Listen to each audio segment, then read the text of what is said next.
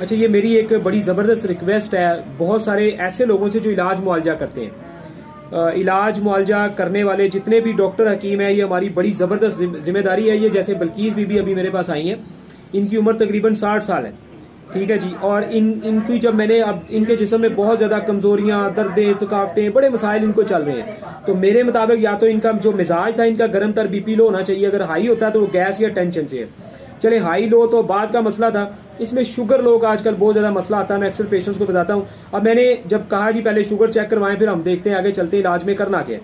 अब जब हमने शुगर चेक करवाई है तो पता चला जी शुगर 357 है, अभी इन्होंने 351 है, चले 57 यानी कि 300 से ऊपर शुगर आ गई इनकी।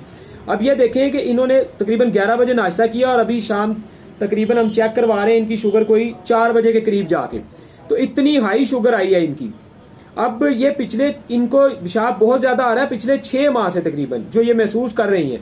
और इन्होंने बहुत सारे मतलब जारी बात है गली मोहल्ले के अपने जितने भी जिम्मेदार लोग हैं, इलाज करने वाले मुआलज हैं, उनसे इन्होंने अब दवाइयां भी ले लेके खाई हैं। अब हर बंदा दवाई दिए जा रहा है, तो ये रिक्वेस्ट है कि blood pressure high low, sugar high low को लाजमी इलाज से पहले चेक किया करें, तो उसके मुताबिक आगे इलाज किया करें ताकि पेशेंट्स की जो असल वजह है बीमारी की वो सामने आ जाए। अगर हम हाई लो को या शुगर हाई लो को या ब्लड प्रेशर हाई लो को मद्देनजर रखे बगैर इलाज करेंगे तो कभी भी इलाज में फायदा नहीं होगा।